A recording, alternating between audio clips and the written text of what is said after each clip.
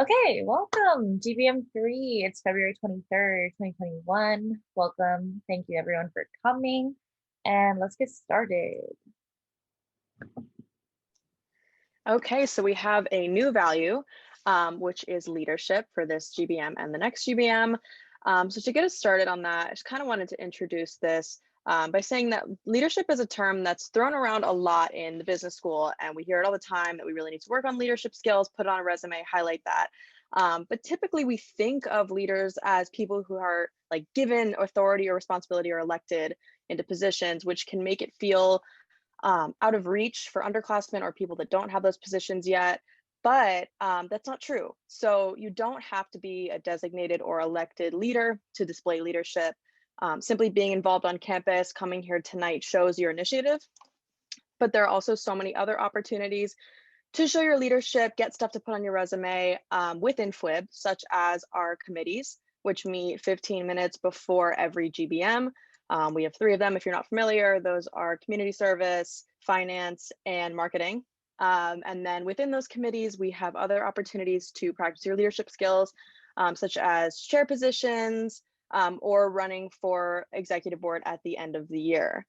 So just some things to keep in mind, but also non-formally join a committee, speak up, lead a conversation, and that's a way to be a leader without even having a position. Amazing. Thank you, Olivia. And now introducing our spring 2021 chairs. Congratulations to everyone. Lindsay is our marketing chair. Madison is our community service chair. Mesa is our finance committee chair. Emily Valley is our internal development chair. And Helena is our professional development chair. So congratulations to everyone. Thank you to everyone that applied. And to anyone that didn't get a chair position, I just want to let everyone know that we had like more chair apps than we've like ever had in the past that I could recall. And I've been in FWIB a very long time. So I want to thank everyone for like putting in the effort and the time to try to be a chair for FWIB. And I want to encourage everyone to apply again in the fall because chairs are a semester long commitment. So they'll be open next fall, next spring, and all of the semesters after that. So don't feel discouraged. There's more opportunities ahead with e-board elections coming up and with chair applications next semester. Alrighty, guys, just another quick reminder that you can connect with us through Instagram and join our group me where we send a lot of info on like upcoming events, things we got going on in FWIB. You could DM, ask people members, e-board members as well about just classes and everything. And that's our Instagram at over there. You can see it on the screen, FWIB UF.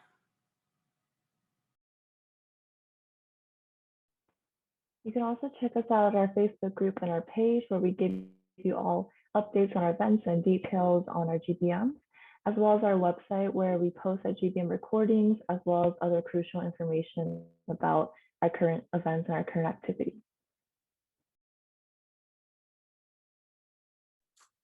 Hello. So like I say every meeting, definitely use the code FWIB for Study Edge. If you are using that, 5% of all purchases goes to FWIB. And then also always remember to follow us on LinkedIn. That's where I put the workshops after they're done. So if you ever miss a workshop, that's where you can go to just see that presentation. So definitely do these 2 things.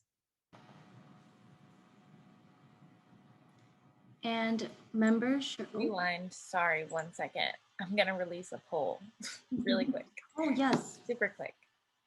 Okay, this poll is about name tags. We always sell name tags like all the time. That way everyone can have their professional business name tag with their name and their major. And Warrington is also on it. So let us know if you're interested in ordering one. Yes. Okay, you might need a name tag for interviewing. Sometimes I like to wear it even if it's a virtual interview. Well, I wouldn't wear it here. I would wear it here. And for like in-person networking events, if you're attending any of those, it's always good to like have your name be visible to the recruiter or the person that you're speaking to.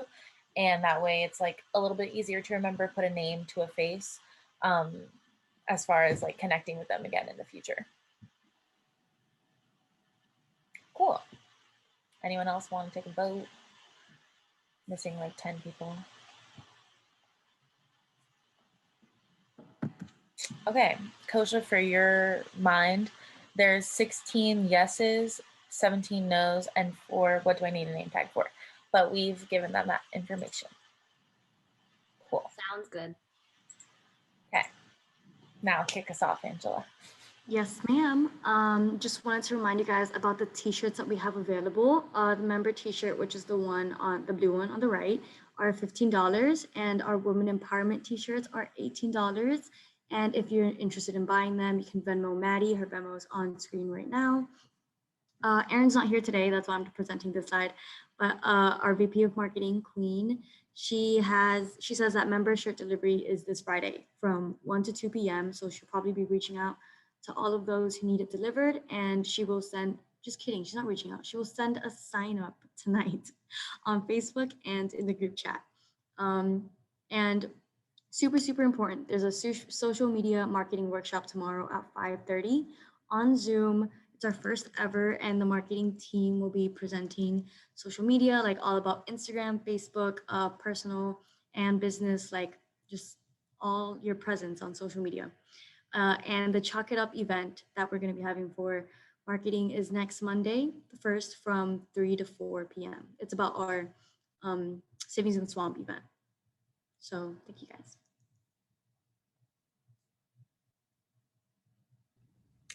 Hello, everyone. So because of the poll last week, we decided to do another professional headshot fundraiser.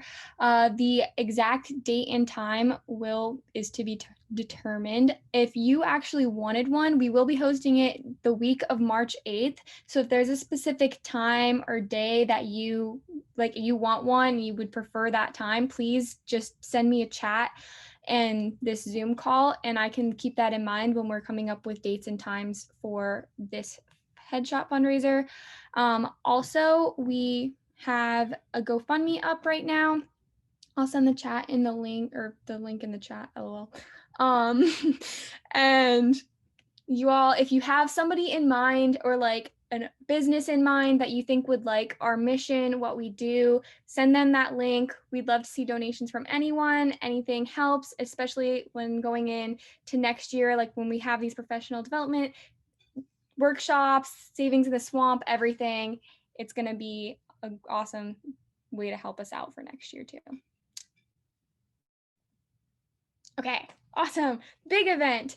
So Savings in the Swamp, like I mentioned in previous meetings, it's gonna be March 4th, which is a Thursday, from 5 to 7 p.m. So we will be going over topics like investing, budgeting, and understanding credit. And right now, the companies associated with each one is JP Morgan, Wells Fargo, and then we have a third one that is currently in the works. So stay tuned, but some big names out there. It's gonna be great. And then everyone's welcome, invite everyone. There's the Zoom link there. We also have it on our Instagram and our Facebook. So the day of the event, don't worry, I'll be spamming you all on the group meet, and like even the week before, it'll be great. I want everyone to be there. You get points, you get goodies even. Like if y'all come, we're gonna have a little surprise goodies for you all after the event. So it'll be a good time and you're gonna learn so much. And like we mentioned in the previous slide, Chalk It Up event at 3 o'clock next Monday. We will be having everybody be socially distant, wearing masks. We have a lot of chalk, so honestly, you could just take your chalk and like walk wherever in the world you want to go. Like you want to go all the way to the swamp, you do that. We will be back to collect your chalk later. So everyone come out, it'll be a good time. Yeah. Yes, I want to clarify that the Chalk It Up event basically means we're going to be writing all the details of Savings in the Swamp in chalk on the sidewalk, kind of all over campus. So again, if you're uncomfortable with in-person events, no worries, you don't have to sign up. If you do want to be a little bit more social, meet some of us in person, we will be wearing masks and social distancing. That way everyone's being safe as possible. Alrighty, hi everyone. So next up are community service announcements.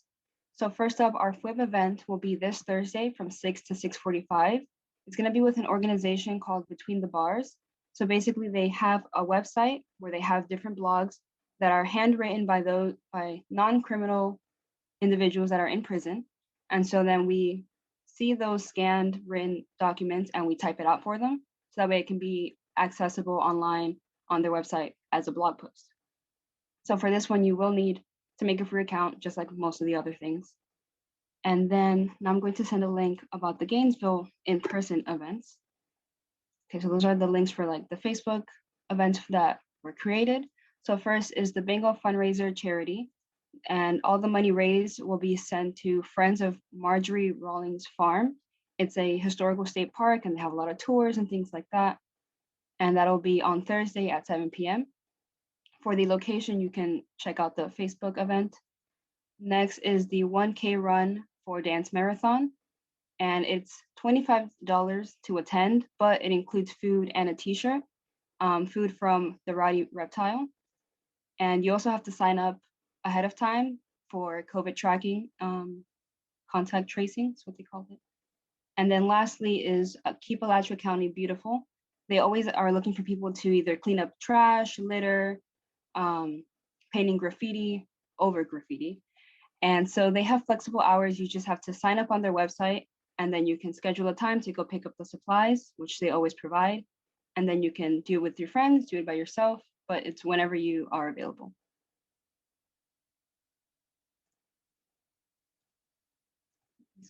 Sorry. Okay, and then lastly, we are also participating in Relay for Life. So here's our QR code to join our team, and you can donate either directly or share our team link to other people so that way they can donate. And all of the money will be donated for the American Cancer Society. The main event is Friday, March 19th. It's going to be virtual. Still don't know how it's going to be working. Last time they did it through Facebook, but this year I believe they're going to be doing it through Instagram. But I'll keep you guys posted as I get notified. And it will be starting at around 6 p.m.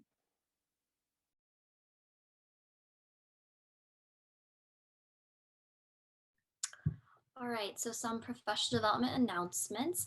Next Wednesday from 6:30 to 7:15, we're going to have a conflict management workshop. So this was actually based off the end of semester survey that you guys did last semester. And so that's something that you guys were interested in. And so that's the workshop we're going to be having next Wednesday. For name tag fundraiser, so the past round, so it's closed, but you guys have, I'm pretty sure most of you guys or all of you guys have signed up, but just giving you a reminder if you're here and if you're going to go pick up your name tag tomorrow, just let me know if you need adjustments. You guys have all that information, but just as a reminder, that is there. And then just a little save the date. Last semester we had our first panel event for like diving deep into diversity. So basically we had a panel of professionals come and speak to us about their experiences and diversity inclusion as a whole. And that was the first time we did that last semester, and we're going to repeat that this semester with some new faces. And so that will be Thursday, March 25th, and the time will be announced later, but it will most likely be in the evening. So just kind of save that and keep that in mind if that's something you're interested in attending.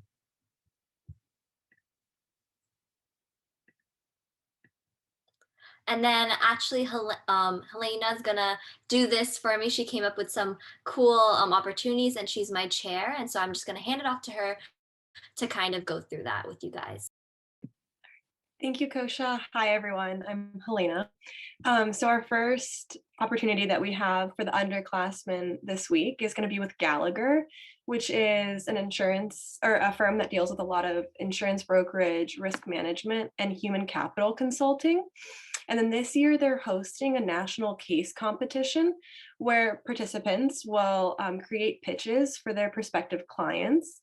And the winning team or the winning person, if you choose to work independently, will have an internship for next summer, which is summer 2022. And then if you're interested in this opportunity, the deadline to apply is March 12th, and we'll drop the link in the chat really quick. And then the second one is the Grow with Gartner Student Leadership Summit. And Gartner is a firm that specializes in a lot of research and advisory services that center around IT. And this leadership summit was created in order to really present the company to prospective interns and kind of the public in general, and share their culture of diversity and inclusivity that Gartner is really proud of. And it's open for all years, so it's a great opportunity for underclassmen to really get their foot in the door and start talking to this company and really learn more about it. And the summit will be on April 16th from 2 to 6 p.m. And you're asked to email this email here on the link for the link to, or here on the slide for the link to the event. So that's it.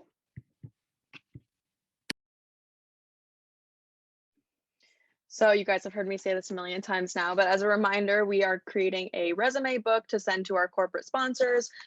So especially if you attended the resume workshop this past week, which was super helpful, upload your resume to here and that will get your resume in front of the eyes of some recruiters. Hello. So for socials, our next social for everyone will be not this Friday, but next Friday, March 5th from 3 to 4 p.m. We're going to be playing games, obviously. The main one that I have listed out so far is Agario. If anyone has any other ideas or plans, let me know. But that's the main one I kind of want to focus on. And then for our mentors and mentees, our next social is that following Monday, March 8th from 6 to 7 p.m. We're going to be doing the mentor panel again. So, I mean, obviously different because it's not the same thing, but we're just going to repeat that and do it again this semester. And yeah, you're just going to be able to ask questions, learn from our mentors. You know the drill. So that's all I have for my announcements. Hi again, everyone. We're talking about sustainability again, and I'm gonna focus on fast fashion today. I wanna make it a little quicker tonight, but I'm sure a lot of you have heard this buzzword fast fashion before. But what I wanna go into today is what fast fashion really means and how it impacts our environment. Fast fashion is defined as inexpensive clothing produced rapidly by retailers in response to the latest trends. So in the last year, more than ever, trends have come and gone quicker than I could even go out to buy the clothes that follow the trends, to be honest. But this cycle that fast fashion perpetrates of making and selling clothes for trends that end up just going out of style in a few months has a lot of negative impacts on our environment.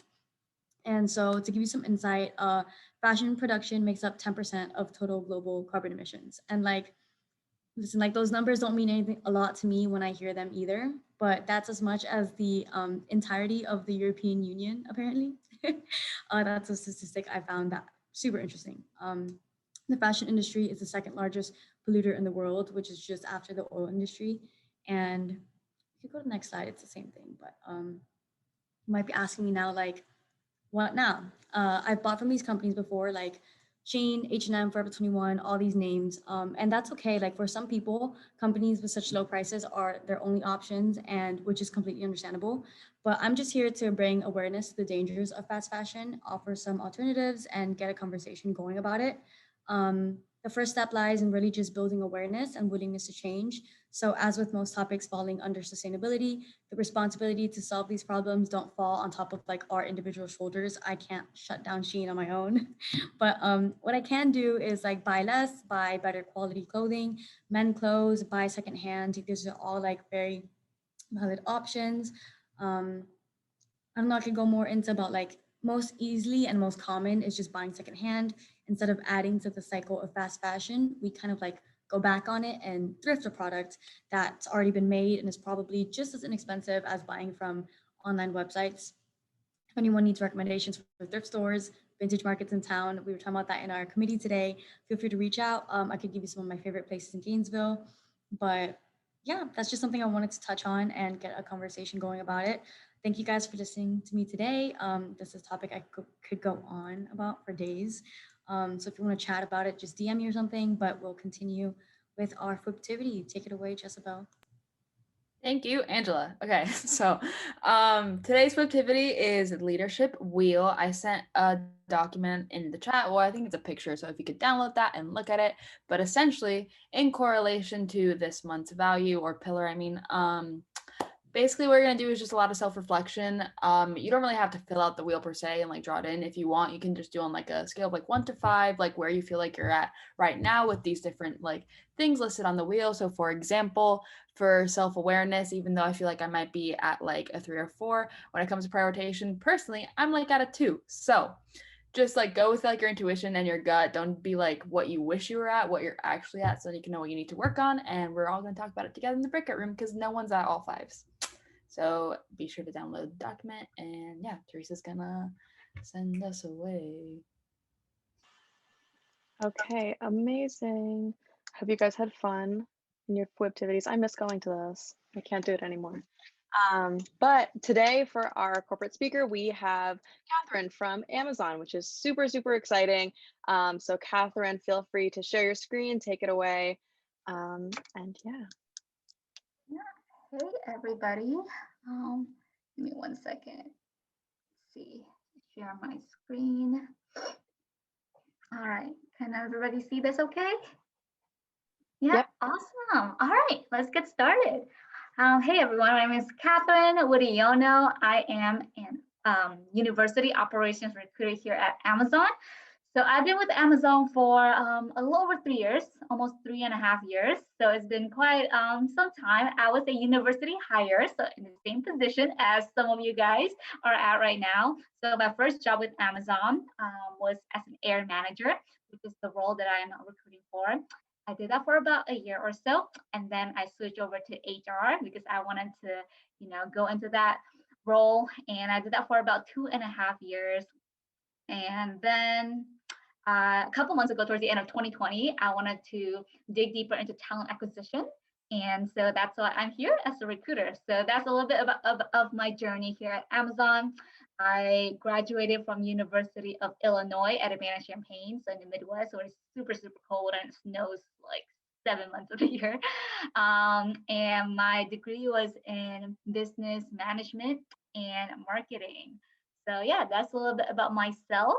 And let's get started with this presentation. So with Amazon, our mission is to be the Earth's most customer-centric company. We are obsessed with our customers. They are really who we strive to please in a way. Without them, we are nothing. So we truly value our customers, and we do our best to make sure that they are able to find everything that they need to find online. It's kind of a one-stop shop, which is kind of what we are right now. And because we're so customer centric, we focus a lot on what they need, and we make our business decisions based on that. So we work backwards. So in terms of within Amazon, the company, we have these 12 affinity groups. So what the affinity groups are is that they're voluntary employee-led groups that are designed to foster diversity and inclusion and to strengthen networking and community participation. So for example, I'm part of Asians at Amazon. So we do different events like, celebrating the Lunar New Year. We also have growth and development as well, such as writing workshops and have speakers come in to talk about, it could be like, how introverts can thrive in the workplace and different events that are going on. I remember one of my favorites is towards the end of 2020, we had AGT, which is Asians Got Talent. So people would, turn in videos of them showcasing their talents, could be singing, dancing, with their pets or whatever, and then we would vote. So it's truly like America's Got Talent. So that was really cool. We tried to have fun as well. So yeah, definitely, I find affinity groups very awesome that you're able to find a community within such a large group or such a large company with, hundreds and thousands of employees. So this is why Amazon is so big. You can slice them in 4 ways in a pie. So the top 2 is known as operations. So we have the consumer and seller. You all are probably pretty familiar, right? Amazon.com, fulfilled by Amazon, FBA if you sell stuff on Amazon, third party. The top left is enterprise, so AWS, that's a big one. And then we also have content creation. So, Kindle and publishing if you want to sell books, and studios for movies. So yeah, quick question for you guys, right? We'll try to make this a little bit more interactive. Which one do you think, which sector or organization do you think generates the highest revenue at Amazon? Feel free to unmute yourself and just, shout out your guess.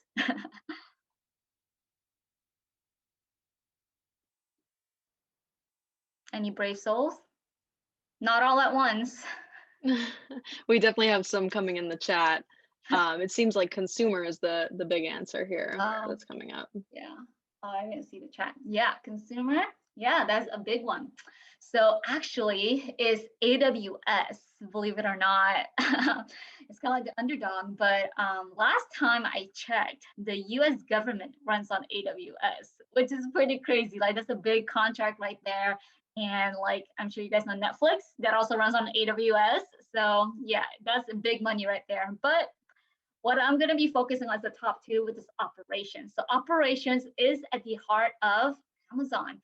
So this is where Jeff Bezos started by selling his books in his Seattle garage, right? And now it has grown into this massive operation with, like a lot of locations worldwide. And basically any metropolitan area, you can find multiple like sites. For example, I'm based in Houston, Texas, and in that city alone, the greater Houston area, we have about 7 fulfillment centers and delivery stations. So it's pretty crazy how much it has grown.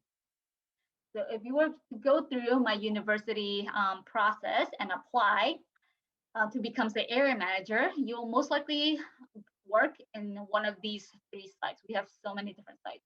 So the first one is a fulfillment center, or FC. It's a traditional, warehouse building. Pretty simple. Freight comes in, freight comes out. Basically, most of the things that you buy on Amazon.com most likely stored in an FC.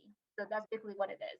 The second one is Amazon Robotics, just like an FC, but with a slight twist, we have robots. So if you look at the orange mod on the right with the numbers, those are mods. We call them the Kiva system. So they are robots right there, and they move the bins. You see still a bit of the yellow at the top. They kind of move those around and bring them to humans. And then the last one is sort center. So these are basically buildings where the packages are sorted into different zip codes, and then they get put into trucks and sent to different locations for quicker delivery. It's kind of our last mile in terms of getting it to our customers. And so I have this very, very short video to show you guys about our supply chain and the life cycle of a product at Amazon. So I'll talk through it real quick. So basically, this is what a fulfillment center or warehouse looks like. So truck comes in, right, inbound with all the packages. So these associates, they're inbound, they're not receiving the product. So what they do is they put the packages on the conveyor belt, and it will head straight to our receivers. So in the receive department, what the receivers do is, they'll cut open the box, right, and scan it to make sure what is physically attached, which is the teddy bear, is matching what is virtually attached, which is the barcode. And then after that, they will scan into the Amazon network and send it to the stores. So the stores will scan it, and now they will stow to Prime in the bin. So what that means is that when you go on Amazon.com, this teddy bear is now on sale and you can purchase it. And so remember what I said about Amazon Robotics? So these are the Kiva system. They basically move around these products. So when you go on Amazon.com and you click on, buy, add cart, right? It'll tell you how many days, how many hours will arrive at your house. And so that's some crazy algorithm that goes way above my head, but this is what, the Kiva system does. So in a traditional fulfillment center, there are no robots. Basically, we have people that go up and down the aisles with carts, or they'll drive a powered industrial truck to basically scan the item and put it in their bin or put it in their cart. But in Amazon Robotics side, basically the robot does most of the walking for you, and they'll bring it to the picker or the store. So now we see this robot is bringing this bin to this picker. Picker looks at the computer and say, oh, I got to scan the teddy bear, and then scans it and puts it in the yellow tote. So now the teddy bear is heading to the pack station. It goes on miles and miles of conveyance. So again, massive operation. And as it heads to the pack station, what the packers do is, pretty simple. They will pack the teddy bear. The computer will tell them what size box to use, how much dunnage to protect the teddy bear. And then this packer will, tape up the box, and then next thing she will do is she'll put it back on the conveyor belt, and it'll go to this slam station. So what the slam station does, it slams this shipping label. So now we have all these scanners that will sort the packages based on the shipping label, and it heads to the ship dock. And so these ship dock associates will now put the boxes and the packages to the correct truck, and then it'll head to our customers. So that is our supply chain and life cycle, our Amazon and an Amazon fulfillment center. I always get so excited talking about this, but yeah, it's pretty cool that they got it down, and it's a very efficient process. So we can talk about how we interview and that process. So we have these 14 leadership principles, and at Amazon, these leadership principles really drive our everyday decisions and our decision making and help our company become as innovative as it is. So this is what we evaluate our applicants on, right? How we evaluate your assessments, your resume, your interviews, and then when you become an Amazonian, right, you will basically live by these every single day. So in terms of interview, all of our questions, behavioral questions, they're based off of these leadership principles. So the best thing for you is, if you're interested in working for Amazon and applying, is to really research these leadership principles and find the ones that really resonate with you. So for example, if you have strong customer service and you have high customer satisfaction rate, you want to tailor your stories to highlight customer obsession, right? Maybe how you're able to turn an angry customer to a happy, loyal, customer towards the end of it. Or say you are part of, a Greek organization, you're the chairman, right? You want to talk about how you kind of own these ownerships, and you want to tell your stories towards that. So as you look through these 14 leadership principles, you may look at some and say, hey, some of these, they come pretty easily to you. Like, for example, on trust, right? My friends come to me for advice. I love talking to people. I get along with people. Yeah, that's easy. I got that. And then you look at the others and think, have a backbone, disagree and commit. Maybe you are, pretty laid back, chill kind of person, and you don't really like to break harmony or the peace of the group or challenge authorities, for example. And you might look at that and say, oh, okay, that might be something that, is an opportunity for me. And that is okay, right? Because, we're humans, so we're not perfect, and Amazon totally understands that. And the best thing for you is to, again, find which ones that you feel like are your strengths and which ones are your opportunities, and be self-aware. And then that's how, and then work on those opportunities, because that's how you're able to become successful leader at Amazon. So yeah, these are leadership principles. And moving on to the STAR method, some of you guys may or may not have heard of this before. Amazon did not invent this method. It's just a method that we truly love. So what it is, situation, task, action, result. If you use this method naturally in the interview, at least when they ask you behavioral questions, you will naturally have a beginning, middle, and end. So with the situation, you want to describe the situation you were in, right? The task you need to accomplish, and really give enough detail for the interviewer to understand the complexities of the situation. So that's the beginning.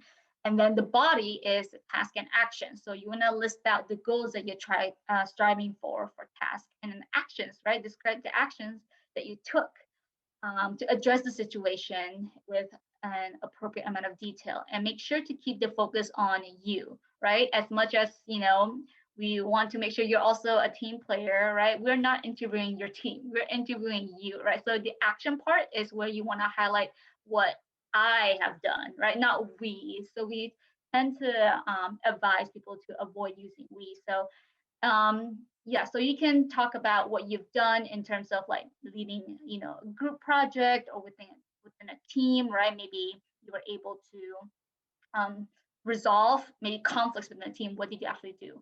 And then finally, the most important part is the result, right? Describe the outcome of your actions, and don't be shy of taking credit for your behavior as well. And talk about what happened, right, in the end.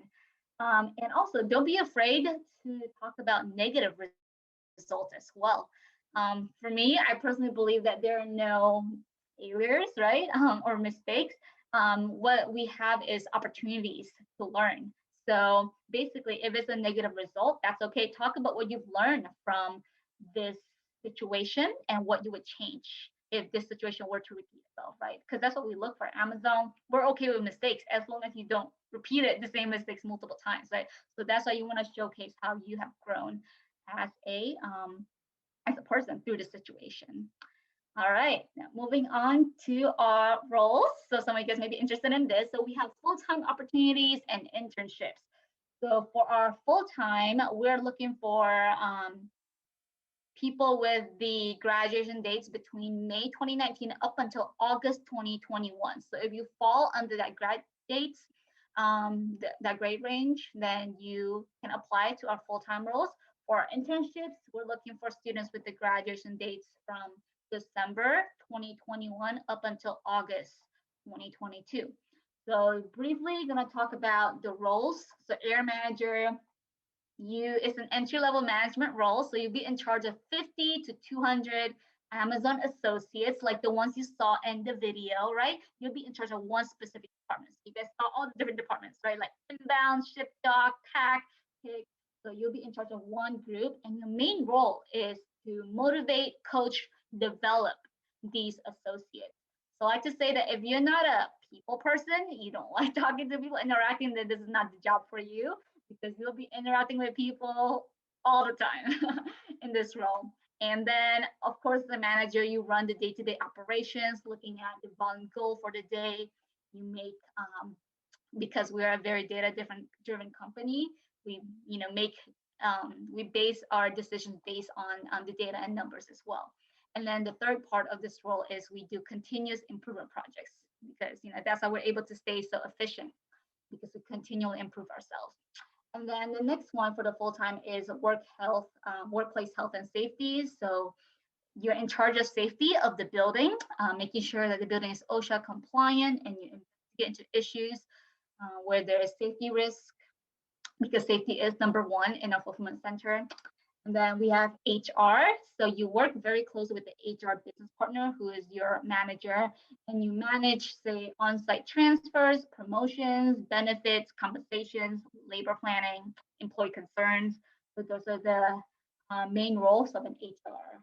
Internship, we got the 3 roles that I mentioned and some additional ones. So area maintenance manager, you're in charge of technicians who fix our machines and robots or the powered industry truck, making sure they have the right tools and resources to do their job. And then we have loss prevention. So loss prevention, in this role, you ensure the safety of people, product, and place. So you're making sure the items are not being stolen, right? Did not leave the warehouse if they're not supposed to. And you also do investigations in terms of say there's workplace violence, and you do like inventory projects. So these are the roles that we have.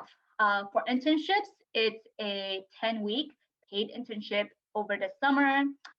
They also provide relocations and housing assistance. And in this role, in the internship, you'll be assigned a project.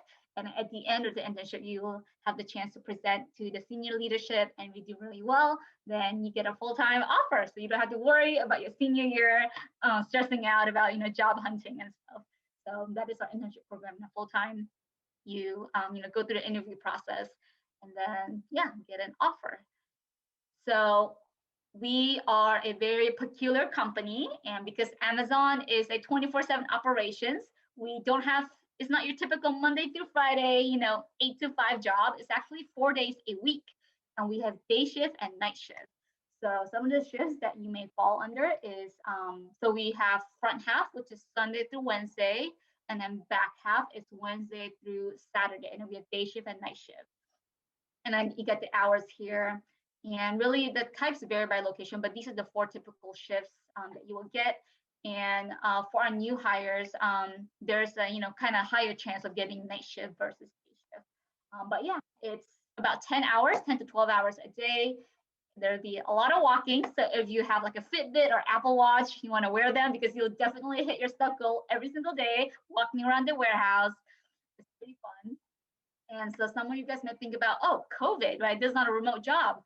what have we done, because you'll be working in fulfillment center. So we've actually implemented over 150 processes, such as enhanced cleaning. So every hour we have the cleaning team kind of wipe down the stations, the tables to ensure that it's clean. And we have staggered shift times. So say for day shift, instead of everyone starting at 7 a.m., which is our regular time, we broke it down into different times. So 6:30, 6:45, 7, 7:15, 7:30. So not everyone comes into the parking lot in the building at the same time. It's staggered. And so that was really good. They also rearranged the workstations, make sure it's 6 feet apart. Obviously provide mask and PPE. So don't worry if you don't have one, we'll provide one for you every single day. And then they have the thermal screenings as well. So before you come into the building, right, they have the screening and temperature checks. So if you have like, I think it's over 103 degrees, then like you can't even enter the building. Like they will turn you away. And then I remember from my last building, like last year when I was working HR, we actually had this camera and TV. So if you walk up to it, you can see yourself, and it has like a green circle around you, right? So if your buddy like comes over to you and you guys are like too close, the circle will turn red to say like, hey, you guys are now 6 feet apart. It's actually pretty cute. But yeah, you don't really get rid of that. It's just like to let you guys know, hey, you guys are not being safe. And also at my previous site, we had on-site testing, like free COVID testing as well. You could take it as often as 2 weeks, every 2 weeks. And then we also created a social distancing task force. So basically they will walk around the building and audit everyone to make sure people are wearing their mask correctly, people are standing 6 feet apart. If not, then, you know, they'll talk to them, and if it escalates, then, you know, they'll get written up, because safety is like number one in our fulfillment center. All right, so how we recruit. So basically you apply online, everything is online, and then you will go through this assessment, which will present you real world scenarios of what the area manager is going to go through and how you would problem solve. And also we ask that, you know, all of our applicants to be open to like nationwide relocation as well. We have local and, you know, nationwide opportunities, because, you know, the fulfillment centers, like we're everywhere. But the reason why we ask for candidates to be open to relocation, because we look at 3 things. The first one, we look at your location preference, that where do you want to be? And you're actually able to list up to, I think, 5 at the very minimum, like which states you want to live in. And the second thing we look at is the business need. What openings do we have at that time? And the third criteria we look at is your start date availability. So with these 3 criteria, we're able to determine your placement. So yeah, we can't always guarantee that you'll get your first choice, but we do our best to make sure you got that. So I'm from Illinois, and I was so sick of the cold, I put Texas as number 1 and Florida as number 2, and I got Texas for my first job. So I was pretty happy, you know, to get out of the Midwest. And then obviously open to working nights, holidays, and weekends based on the schedule that I showed you guys. And then if you do really well, the recruiter reviews your resume, they will move you forward to an interview. So you get invited, and so they will prep you. And some of the things that they will prep you on is, obviously I mentioned leadership principles, super important, and then the STAR method for the interview. And then if you do really well, you will get an offer. You will hear back within 5 business days from the interview if you get the job or not. So the offer will include your salary, sign-on bonus, which is really nice, stock. If you guys don't follow the stock market, that's okay. You can just do a quick Google, AMZN. Basically, Amazon's doing really well in terms of stock. And then your placement and relocation. So if you get placed at least 50 miles away from the address that you put on your resume, that they'll provide the location, which is like a lump sum. So you don't have to worry about financials if you have to move. And then, yeah, placement. So that is basically it. I can drop it in the chat box in terms of the links. Just feel free to take a screenshot if you want. Yeah, to learn about our opportunities. And yeah, I'm very excited to come build the future with us. All right. Thank you so much, Catherine. That was amazing. So interesting to see the insides of what goes on Amazon, totally beyond my brain capacity. So we are actually out of time. We don't have time for Q&A. We're going to close up with our last few slides. Catherine, if you do want to stay on, we can leave it open for people to ask you questions afterward. Yeah, sounds good. So if anyone wants to ask her any questions, just stay on after that closing slide, and then she'll be there for you. Teresa, there you go. You can take it over. Cool. So, hey guys, this is our feedback form. If you guys could please fill it out. This is how we get ideas for our next events, and also for you guys to provide your input on how you like your GBMs and events and any suggestions you might have for the future. So please fill it out. All right, everyone. Thank you for coming, for being here with us. Like Olivia said, if you have questions, feel free to stay behind and you can ask them. If not, you're free to go. And our next GBM's March 9th. See you there. Bye, everyone.